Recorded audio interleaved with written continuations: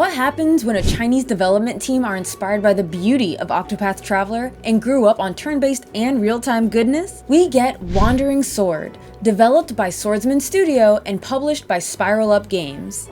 I found Wandering Sword by going down the indie game rabbit hole on Twitter. I followed them, they followed me, they slid into my DMs, and look, here we are. The publisher, Spiral Up Games, is sponsoring today's video, allowing me to take you through a first look of the 3 to 4 hour demo of Wandering Sword. You're a group of escorts delivering a mysterious old man to a village. Already, you have this delightful cast of friends, making light banter while traveling through a war-torn territory. Yu Wenyi is the hero of this story, a humble traveling merchant who's an average nice guy. But of course, no JRPG is interesting if everything goes according to plan. The carriage gets caught between the Tianlong and vagrants. After a surprise attack, an unexpected ally comes to save Yi and fend off those who remain standing. Only Yi is taken to a nearby village and is now in a grumpy man's care. From the unfortunate early encounter, he had been poisoned and doesn't have long to live, unless he can whip up an antidote. His mysterious new caretaker, Jiang Yingfang, is a no-nonsense, kinda antisocial, but powerful martial artist. Not much is known about him other than he sends you to do several tasks in preparation for an antidote. As you slowly complete these tasks, you learn that Jiang isn't exactly a well-liked man. And on your last quest, an unsavory bunch confronts you and Jiang, requesting your new master's head. Otherwise, they'll kill his baby girl. No matter what difficult decision you make, you'll be pursuing those who put you in this predicament in the first place. So, this is a me thing.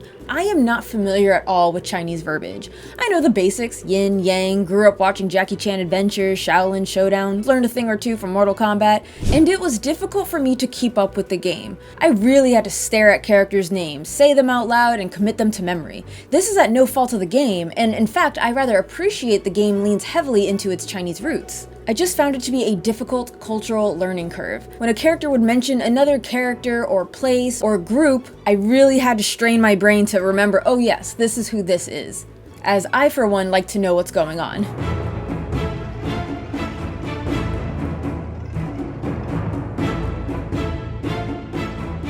If you're a fan of Live Alive's gameplay, good news. This plays similarly, albeit with a lot more depth. You're on a grid with limited movement, and you have various skills to choose from, which have different effects. There are 6 categories. You have your normal move, which is a basic attack, no MP consumption needed, special moves, mighty moves, and unique moves, essentially all strong moves that consume MP. Then there is a lightness skill, which enhances your movement, allowing you to move more or maybe after you attack to create some distance between you and the enemy. And a cultivation method, usually supporting a skill, recharging your ki, aka action gauge faster, restoring HP and MP, but some do that and deal some nice area of effect damage. Now, of these categories, you can have up to 4 skills equipped at a time. You learn from books you'll be discovering along your adventure. All these attacks have different cooldowns, so you'll want to use them strategically when you get the most out of them. The blue tiles show your movement range, and yellow shows the range of attack depending on your skill. If you don't like where you land, you can always back out and move your character again. I appreciate the non-committal positioning. Normal attack reach is more dependent on what weapon you have equipped. Fists are fast, used to strike single targets.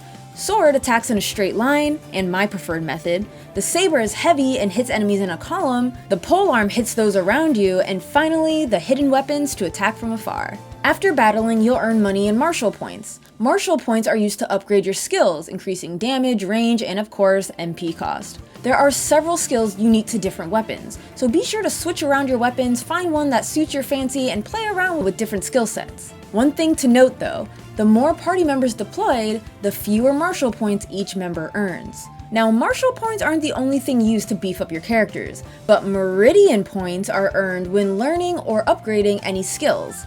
You spend meridian points to strike acupoints and greatly improve your stats.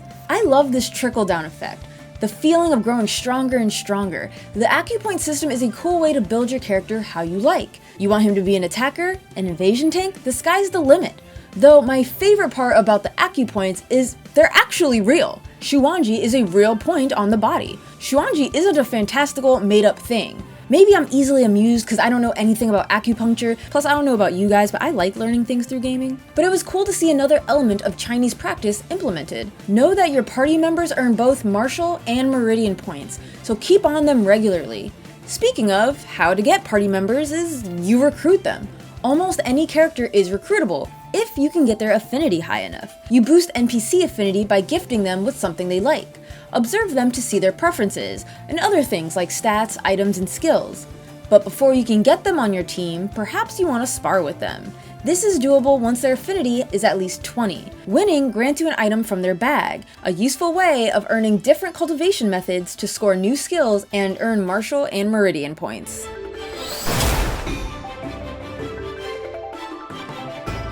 But rather than trying to recruit the whole town, why not help them out? Talk to villagers to gain side quests, which tend to be fetch me XYZ materials, defeat this enemy, the usual affair. You could forage for materials which consume stamina, but grant you some collecting experience.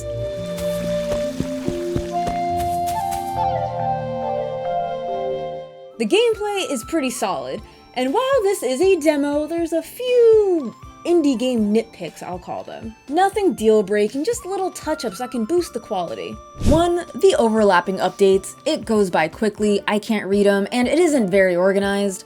2. Cutting into battle or cutscenes could be a little smoother rather than screen goes black. This is a big one where I'm starting to notice a lot of indies overlook this, and that is sound effects for updates. Little chimes, an auditory cue that the player has saved, someone has joined the party, leveled up their skills, or striked an acupoint. You can't tell me the sound, or rather lack of sound, is off.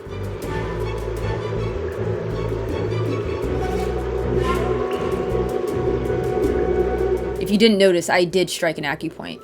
I can't tell you how big of a difference it makes. Something gamers take for granted. It's such a small piece, but when it's missing, it's super noticeable. Finally, less of a nitpick and more a sincere heavy criticism, this game can use some balancing because holy hell, the difficulty spike once you leave the first village is staggering. I lost quite a few times, and fleeing battles became a frequent affair. I'm hoping we can get a little balance going with the combat because enemies have a lot of health and they dish a lot of damage. And the first freebie character who joins your party ain't worth much when you start looking at every other character. Now, an obvious standout, in fact the reason why I took interest in the first place, is the gorgeous HD 2D art. I think most would agree pixel art is timeless, it's forever beautiful. You get a classic look with a modern twist.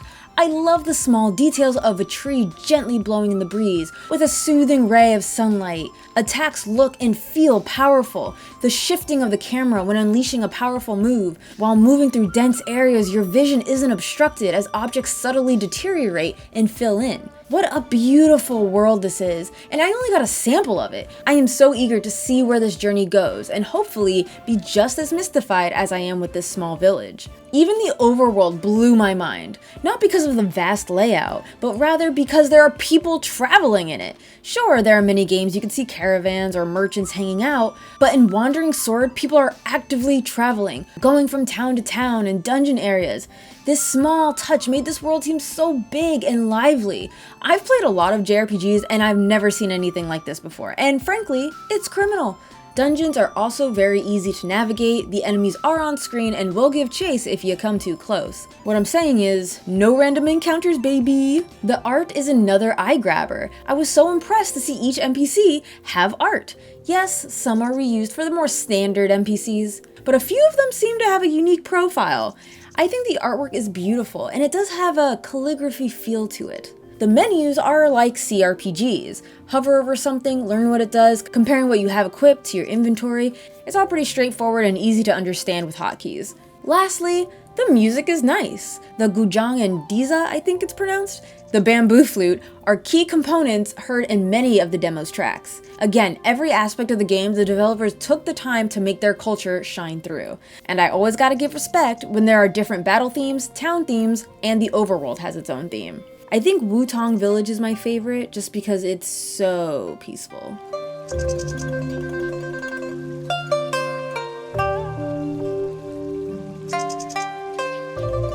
Wandering Sword is shaping up to be a beautiful expression of Chinese culture, taking players through tumultuous times, gorgeous landscapes, and honing your skills to become an ultimate martial artist. This is only a demo, and there are still plenty of things in store, like crafting weapons, multiple endings based on your choices, and romance. Wandering Sword will be a part of the Steam Next Fest 2023 this month, and the demo link is in the video description. If you like what you seen, you heard, be sure to add it to your wishlist. Thank you so much for watching. Mwah!